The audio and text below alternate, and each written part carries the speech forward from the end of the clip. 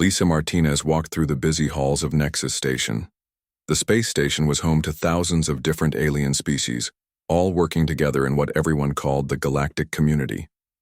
As Earth's ambassador, Lisa had spent 5 years here making friends with aliens and setting up trade deals. She thought she understood how things worked in space. That morning started like any other. Lisa was drinking her coffee and reading reports when her door chimed.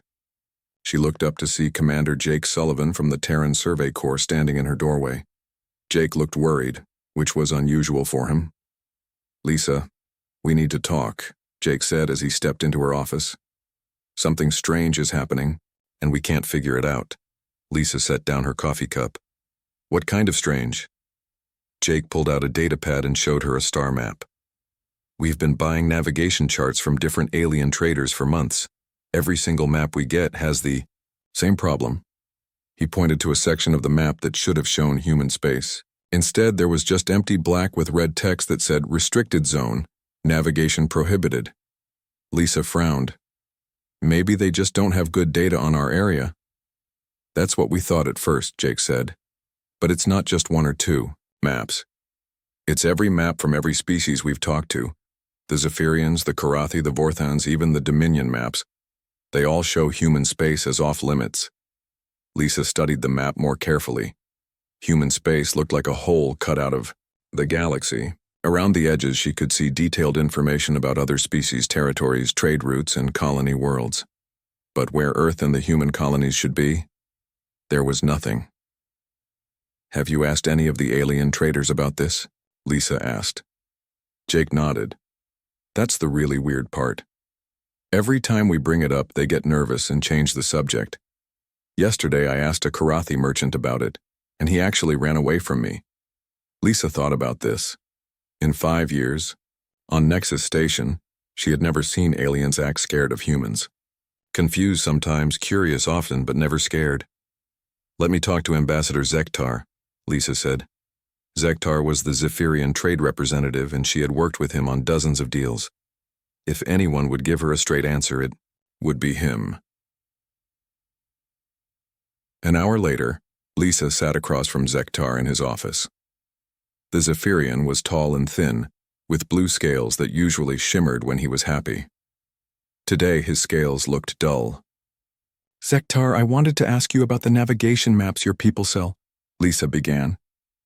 The moment she mentioned maps, Zektar's scales went from dull blue to almost white. His hands started shaking.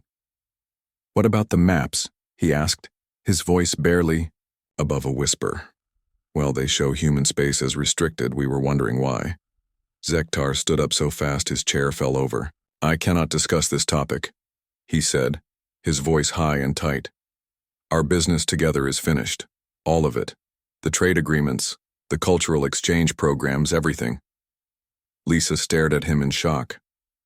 "Zektar, we've been friends for years. What's wrong?" But the Zephyrian was already backing toward his door. "Stay away from me," he said. "Stay away from all of us."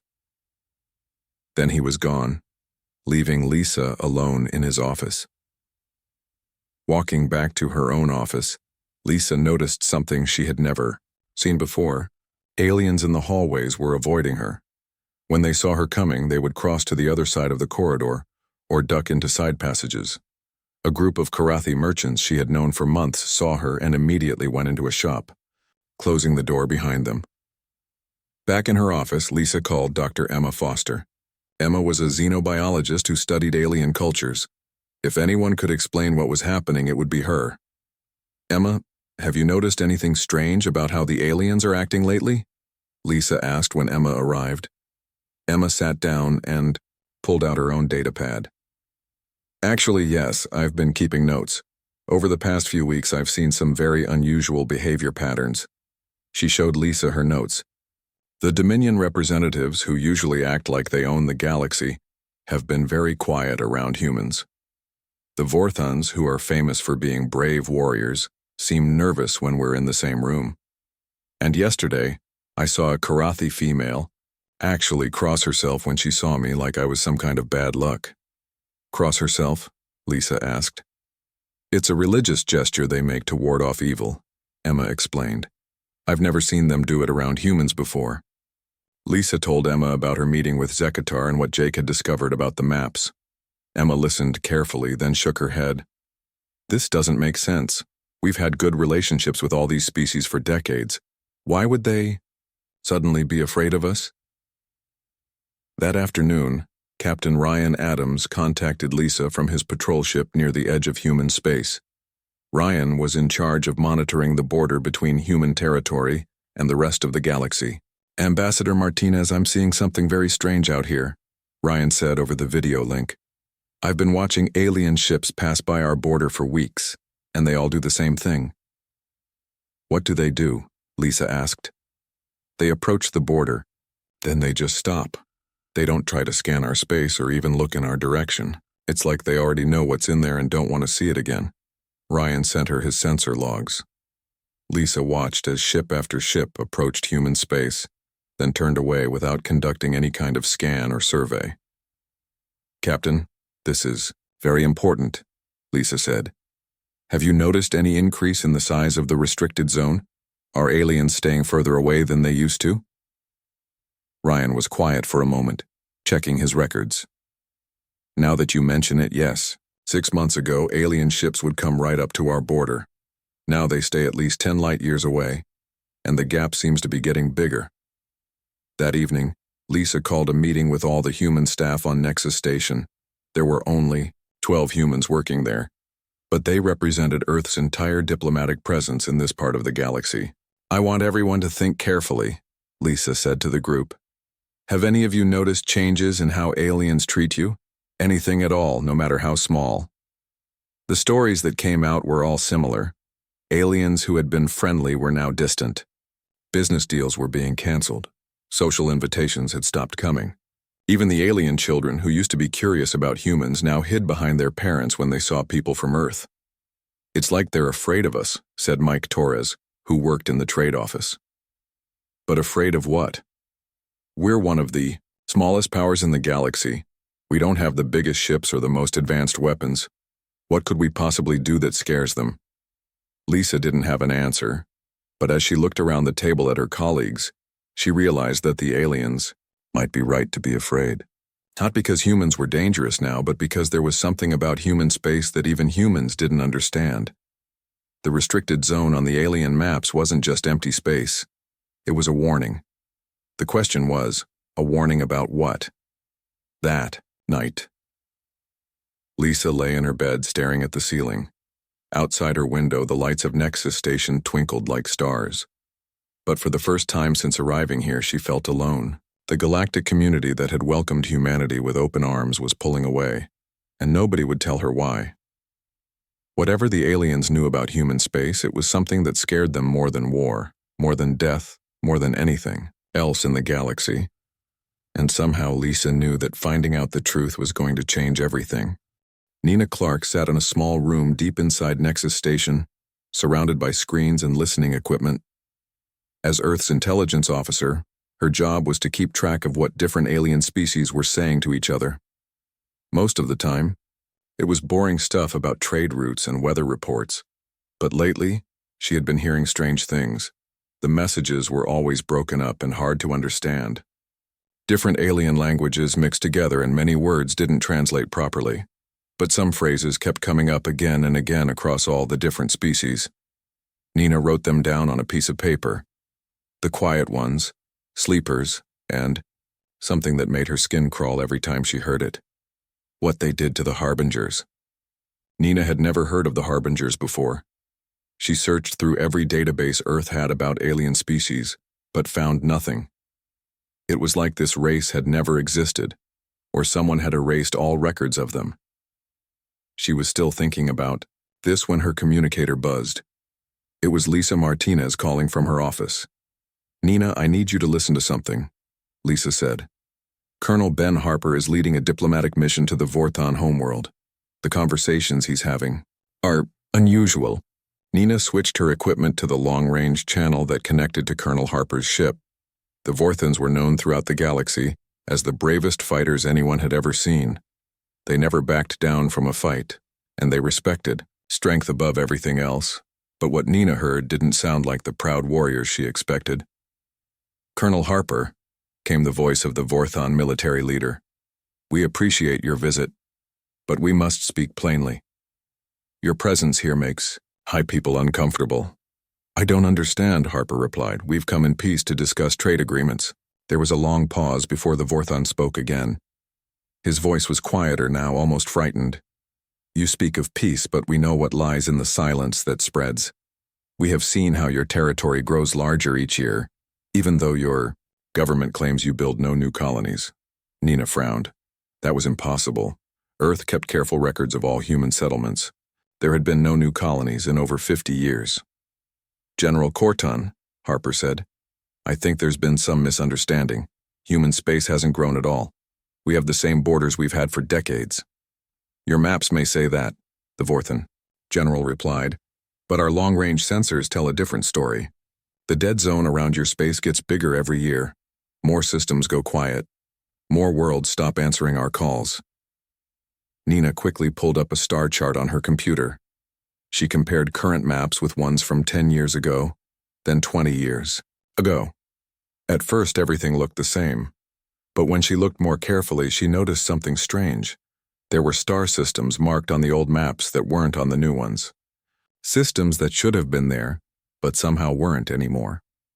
She was still studying the maps when Dr. Amy Rodriguez called her from the Great Library of Centauri. Amy was a historian who studied old alien records, trying to understand how different species had developed over time. "Nina, I found something about those harbingers you asked me to research," Amy said. Her voice sounded shaky. "What did you find?" "They were real," Amy said. "Very real. According to the oldest records I can find, the harbingers controlled a huge section of space about 300 years ago. They were described as a powerful warrior race, technologically advanced, with colonies on hundreds of worlds." Nina felt her heart beating faster. "What happened to them?" "That's the strange part," Amy replied. "The records just stop. One year there are detailed reports about harbinger fleets and trade negotiations and territorial disputes. The next year, nothing. It's like they all just vanished overnight." "When exactly did the records stop?" Amy was quiet for a moment, checking her notes. "The last mention of the harbingers was exactly 297 years ago. That's 3 years after humans first achieved faster-than-light travel." Nina felt cold. "Amy, are you saying the harbingers disappeared right after humans got into space?" "I'm not saying anything," Amy replied quickly. "I'm just telling you what the records show. But Nina, there's something else. The space the harbingers used to control, it's the same space that humans occupy now." After Amy hung up, Nina sat staring at her screens for a long time. She thought about the whispered conversations between alien species, about the fear in their voices when they talked about humans, about star systems that were slowly disappearing from the maps. Her communicator buzzed again. This time it was Captain Pete Morgan calling from his patrol ship. "Nina, I need to report something, but I'm not sure who to tell," Pete said. He sounded nervous. "What is it, Captain?" "I was doing a routine patrol along our border when my long-range scanners picked up something impossible. There are massive structures out there in deep space, bigger than anything humans have ever built. But when I checked our star charts, there's no record of them being built." Nina's mouth went dry. "What kind of structures?" "They look like, I don't know how to describe it, like giant rings or spheres, made of some kind of metal we don't have. They're not active, just floating there in empty space. But they're definitely artificial, and they're definitely not in any of our construction records." "Where exactly are they located?" Nina asked. Pete sent her the coordinates. When Nina plotted them on her map, she saw that the structures were scattered throughout human space, always in empty systems between the inhabited worlds. "Captain, have you reported this to Earth Command?" "I tried to," Pete said. "But something weird happened. As soon as I mentioned the structures, I was told to report to Admiral Davis immediately.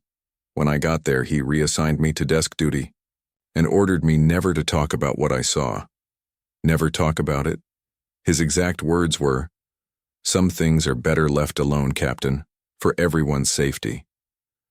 After Pete hung up, Nina tried to access the files about Admiral Davis. What she found made her even more confused. Davis had been in charge of human space exploration during the 1st century, after faster-than-light travel was invented. But most of his mission reports were classified at the highest levels, marked with security clearances that Nina had never seen before. She was still trying to access the files when her computer chimed with an incoming message. It was from an alien source, but the translation was garbled and broken. Warning. The sleepers stir. They remember what they were made for. The silence spreads as it was designed to. Tell your people to stay away from the quiet ones. Tell them what happened to the harbingers will happen again if... The message cut off there. Nina tried to trace where it came from, but the source had already disappeared. That night, Nina couldn't sleep. She kept thinking about everything she had learned. The harbingers who had vanished right when humans entered space. The mysterious structures that weren't supposed to exist. The way human territory seemed to be growing even though no new colonies were being built. The fear in alien voices when they talked about the sleepers and the quiet ones. She pulled up a photo of Earth on her computer screen. It looked so peaceful and normal, a blue and green world spinning quietly in space.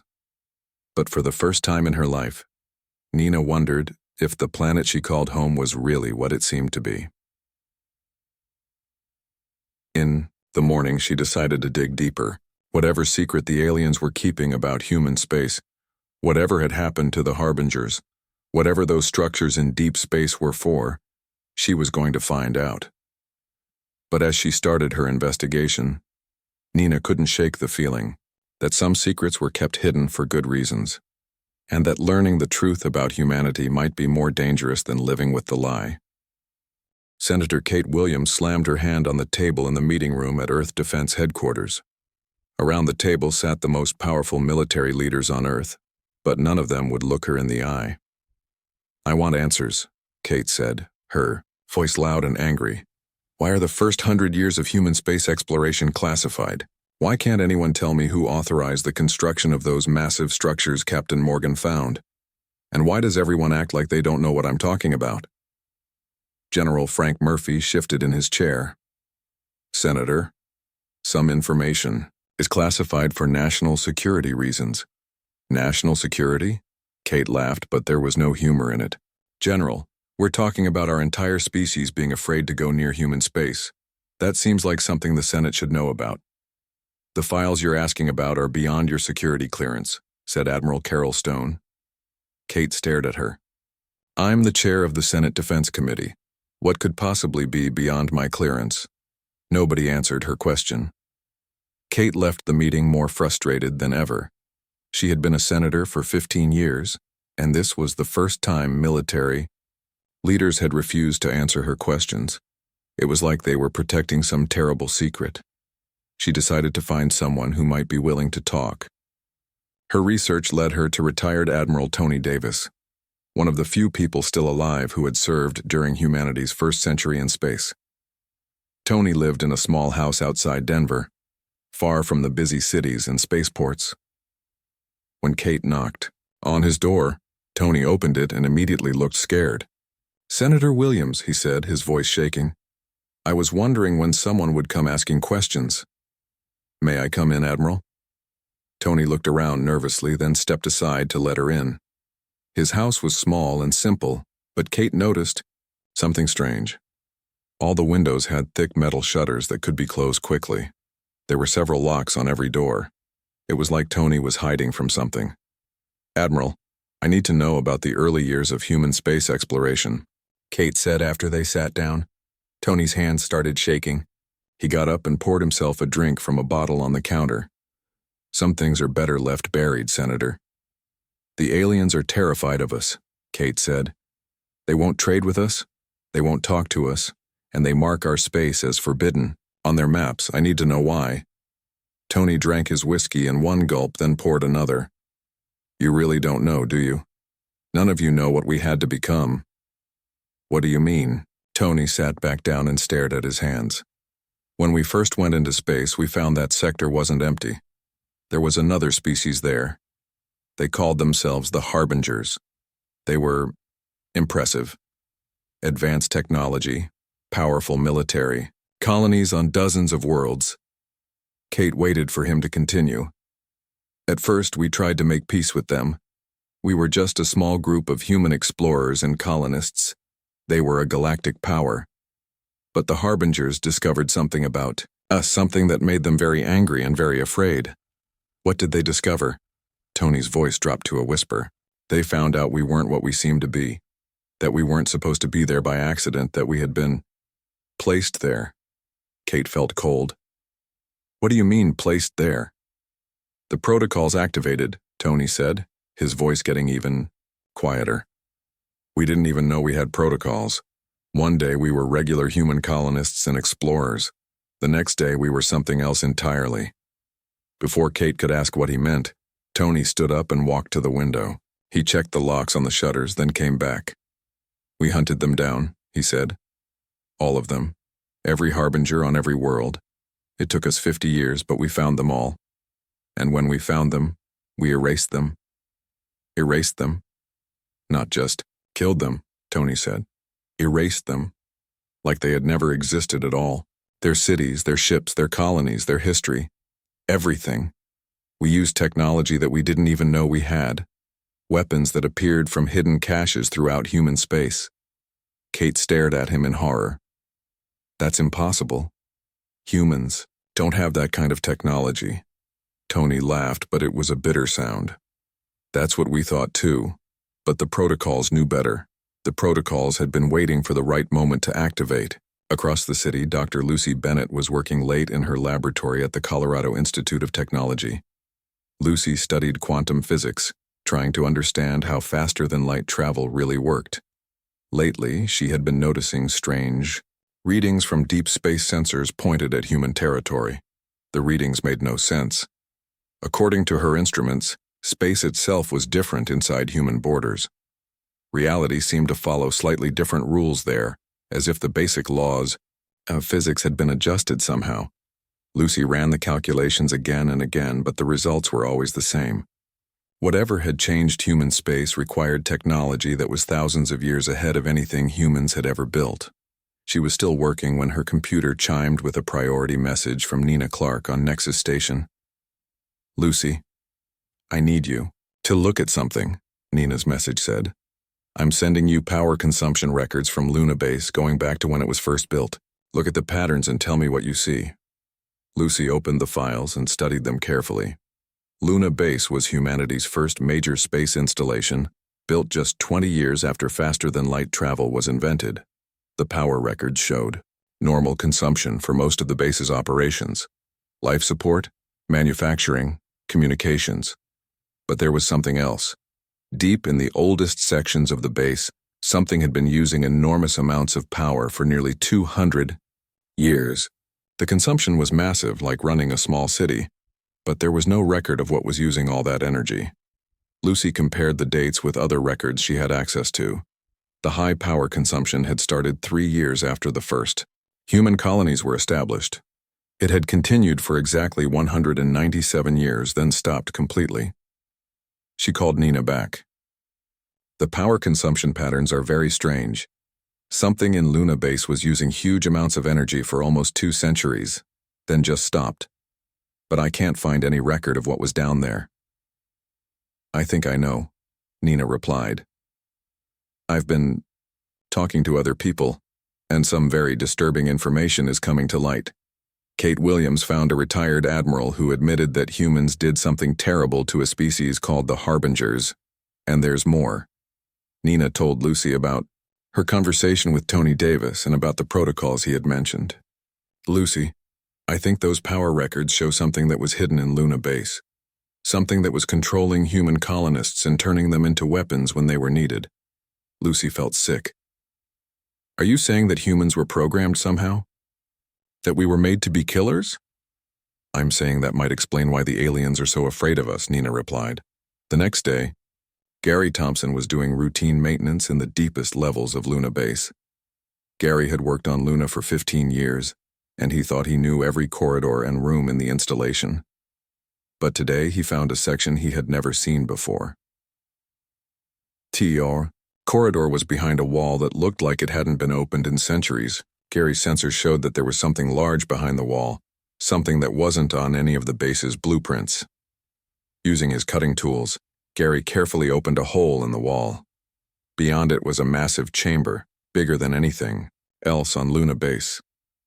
The chamber was filled with thousands of cylindrical containers, each one about the size of a person. Gary stepped inside and looked around in amazement. The containers were connected to power cables and monitoring equipment. His scanner showed that they were cryogenic freezers, designed to keep things frozen for very long periods of time. But the containers were empty now. Whatever had been stored in them was gone. Gary checked the power consumption records on his tablet. The massive freezers had been running continuously for nearly 200 years, keeping thousands of something frozen. Then about 30 years ago, they had all been shut down at the same time. As Gary stood in the empty chamber, he realized he was looking at evidence of something that wasn't supposed to exist, something that had been hidden from every human alive. His communicator buzzed. It was his supervisor calling. "Gary, where are you? You're supposed to be in Section 7. Gary looked around the chamber one more time, then stepped back into the corridor. "I'm on my way," he said. But as he sealed, up the wall behind him, Gary couldn't stop thinking about those empty containers. Thousands of them, all the same size, all designed to hold something human-shaped.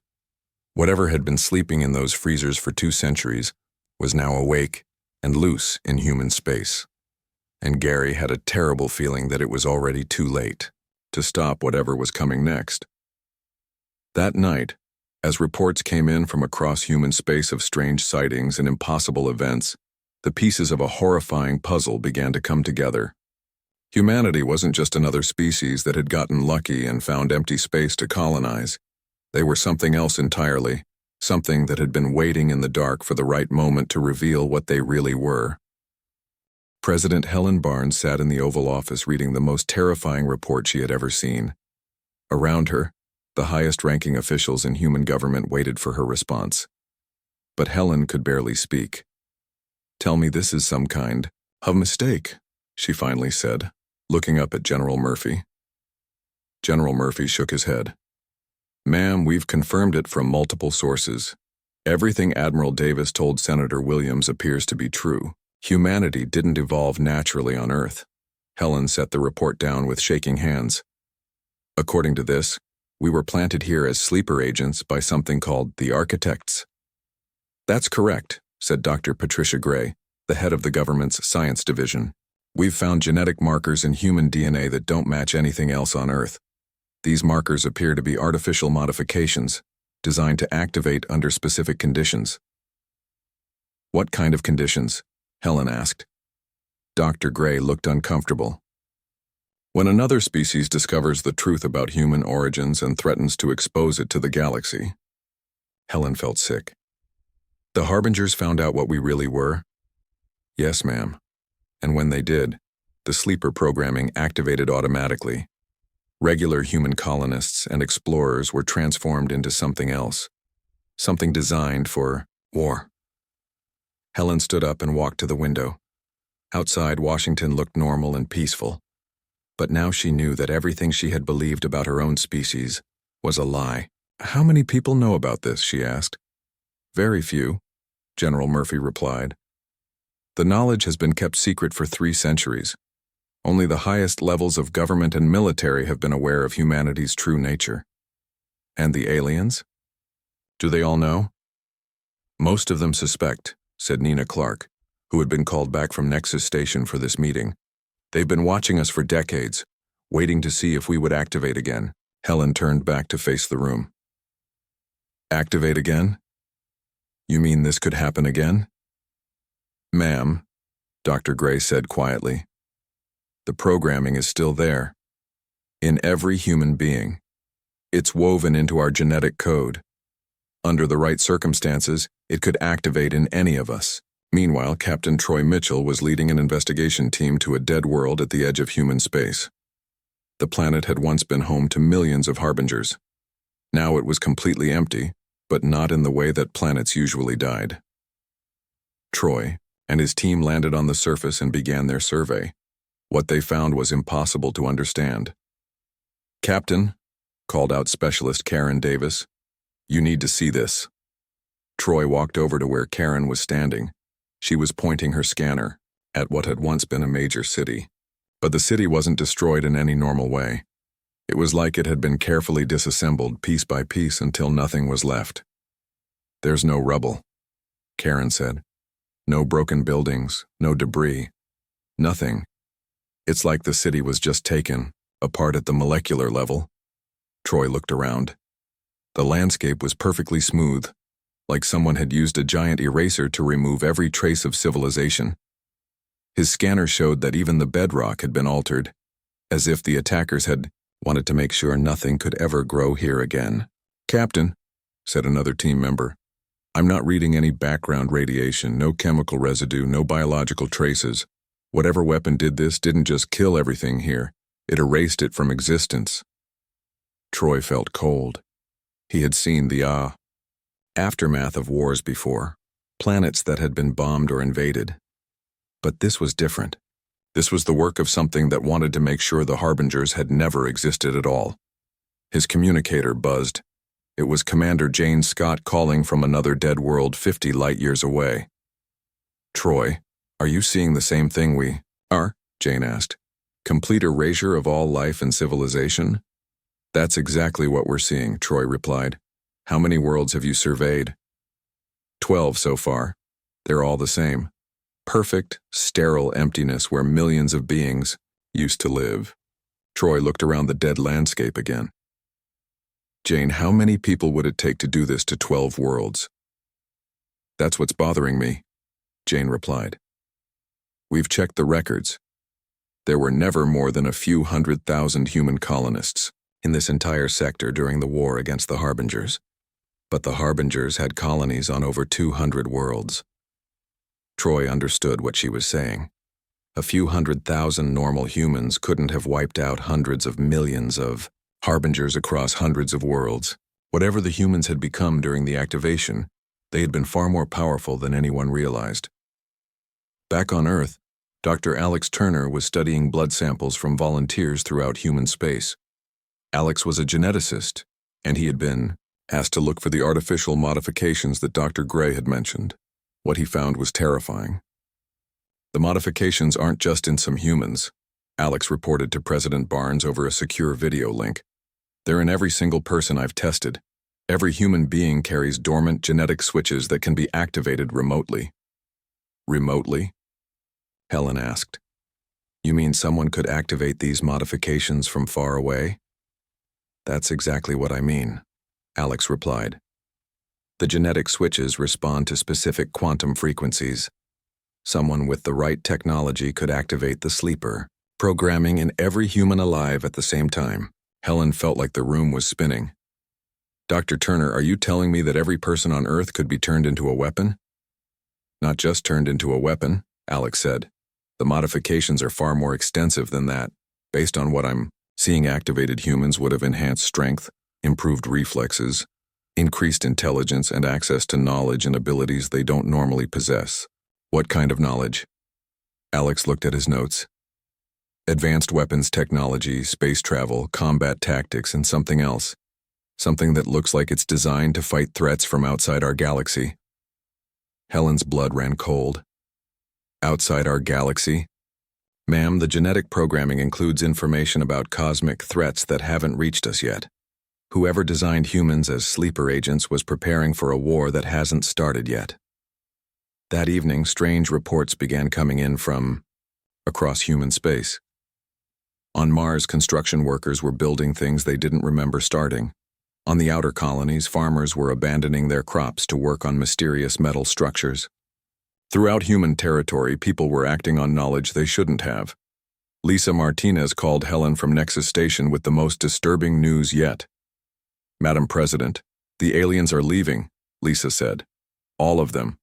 Every species, with ships in this sector, is packing up and heading for the galactic core." "Why are they leaving?" Helen asked. "They say the deep ones are coming," Lisa replied. "I don't know who the deep ones are, but the aliens are more afraid of them than they are of us."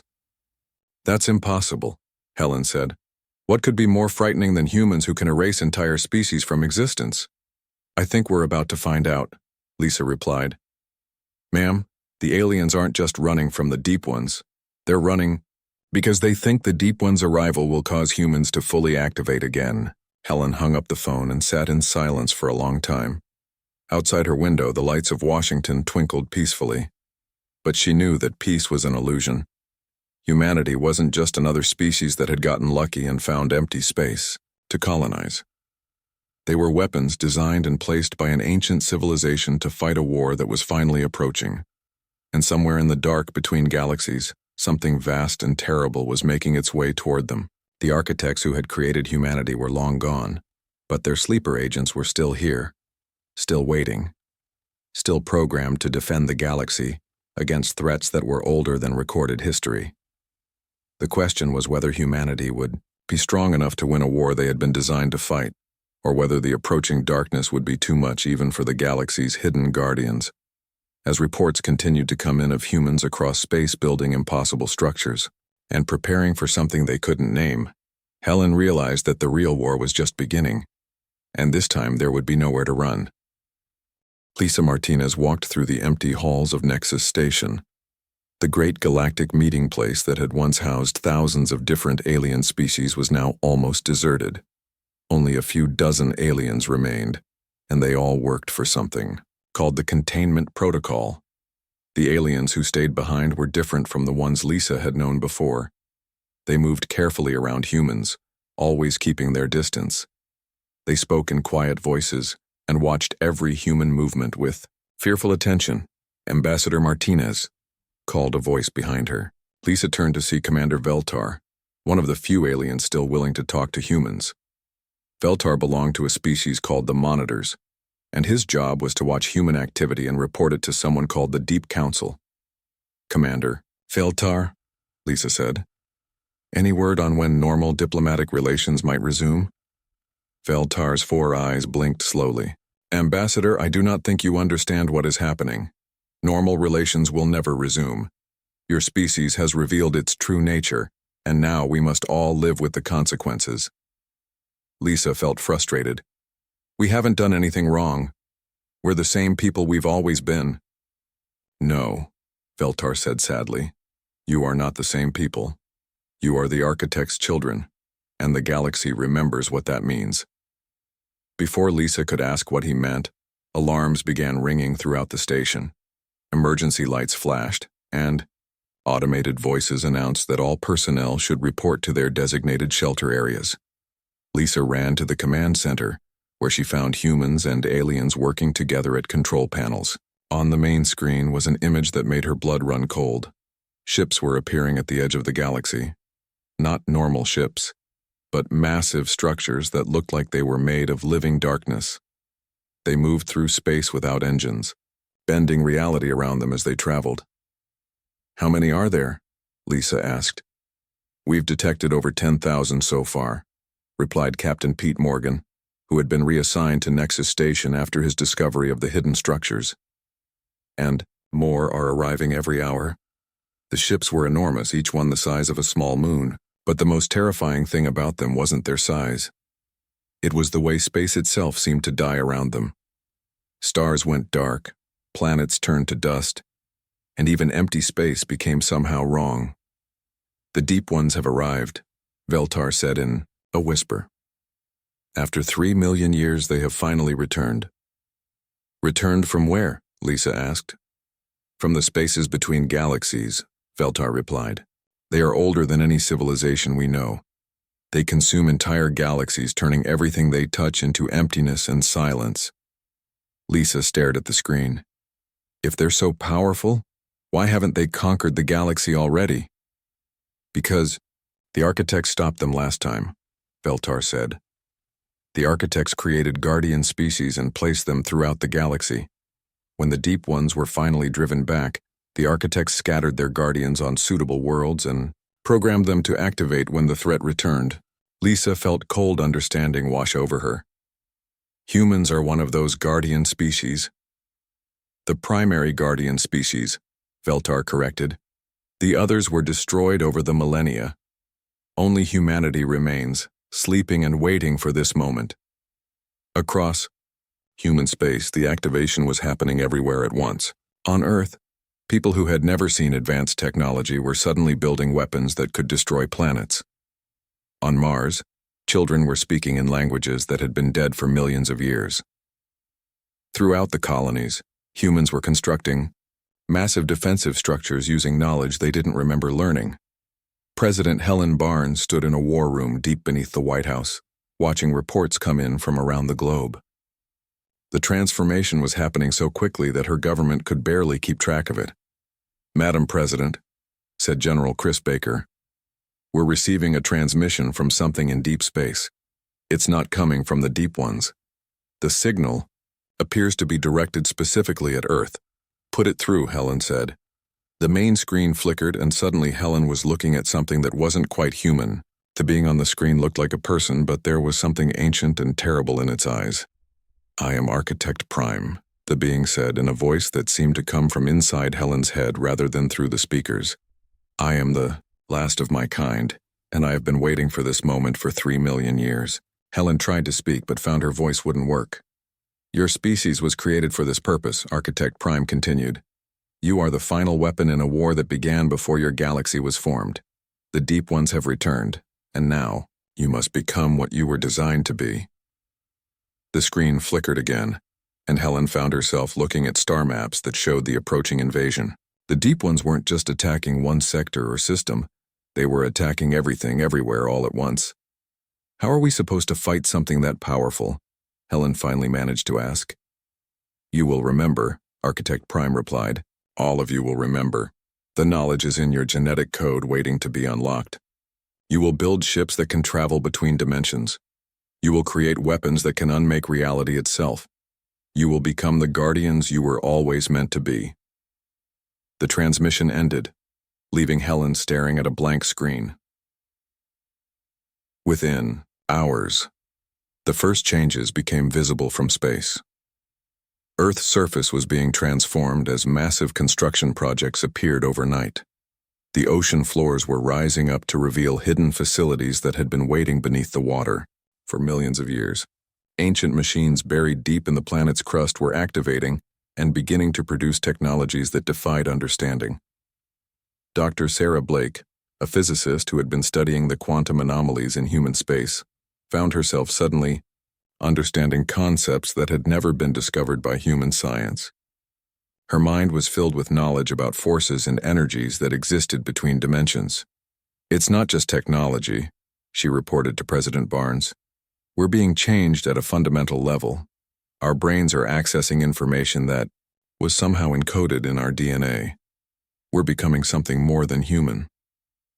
On Luna Base, Gary Thompson watched in amazement as the empty cryogenic chambers he had discovered began filling with a strange energy. The chambers weren't for storing sleeping humans, he realized. They were for creating new ones, enhanced humans, designed specifically to fight the deep ones. Throughout human space, similar facilities were awakening. Planets that had seemed empty were revealing themselves to be massive weapon platforms. The mysterious structures that Captain Morgan had discovered were connecting to each other, forming a defensive network that spanned hundreds of light years. But the most dramatic change was happening to the humans themselves. People who had been farmers and shopkeepers were suddenly expert warriors. Children were solving engineering problems that had puzzled scientists for decades. Everyone, everywhere, was becoming part of something larger and more terrible than they had ever imagined. The first battle came when a Deep One scout ship approached the edge of human space. The ship was the size of a city, covered in writhing tentacles that seemed to exist in several dimensions at once. But when it crossed into human territory, something impossible happened. The scout ship simply stopped existing. Not destroyed, not damaged, but erased from reality as completely as the Harbinger worlds had been centuries before. From Nexus Station, Lisa watched the battle through long-range sensors. The Deep One ship had encountered some kind of barrier around human space, a wall of twisted reality that nothing could cross. "The quarantine field," Veltar explained. "The Architect's final gift. Nothing can enter or leave human space now without your permission." Lisa realized what this meant. Humanity wasn't just the galaxy's guardian. They were its prison warden. The Deep Ones couldn't reach the rest of the galaxy as long as humans controlled the barrier between normal space and the dark void where the invaders lived. "How long can the barrier hold?" Lisa asked. Veltar looked at her with something that might have been pity. "Forever, if necessary. But maintaining it requires human consciousness to power it. Your people can never go back to being what they were before. You must remain as guardians for the rest of time." Lisa looked out at the empty station around her, then at the reports coming in from human space. Her people were transforming into something magnificent and terrible, becoming the galaxy's eternal protectors against threats from beyond the edge of reality. The galactic map would always stop at human space now, she realized. Not because aliens were afraid to look, but because there was nothing beyond human space except the hungry darkness that waited between worlds. And humanity would stand guard against that darkness forever, no longer fully human, but something far more important. The sleepers had awakened, and they would never sleep again.